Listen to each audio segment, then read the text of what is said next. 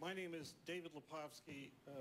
I lead a nonpartisan coalition of people with disabilities across Ontario who are trying to achieve a fully accessible province so we can enjoy the jobs, the goods, and the services everybody else can enjoy on an equal footing.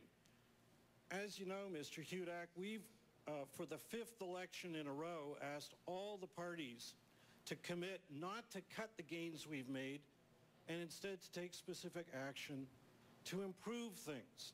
The only leader of the major parties who hasn't is you. And I want to ask a very clear and simple question. You've said that you will cut, if elected, at least 30% of the regulations in the force in Ontario.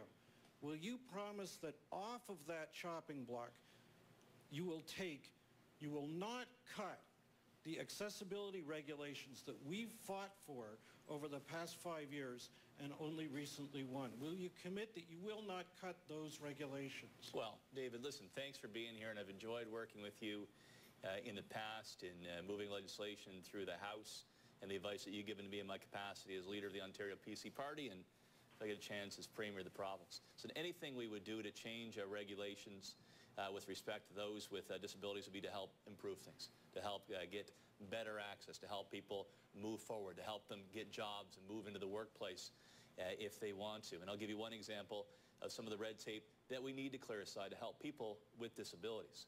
Right now, if you're on Ontario Disability Support Program and you try to get a job, a part-time job, or a full-time job, the money gets clawed back.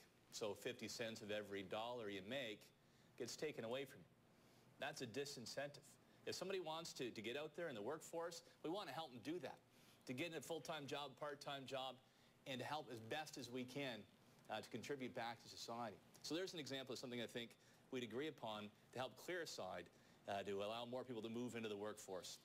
And moving forward, David, I look for a chance to work with you to make sure we can help move even more people and make sure they have access to the right buildings, they can get into the government offices, they get the services that they need as citizens here in the province of Ontario. I think one of the most important things that you to judge a society by is how you treat our most vulnerable.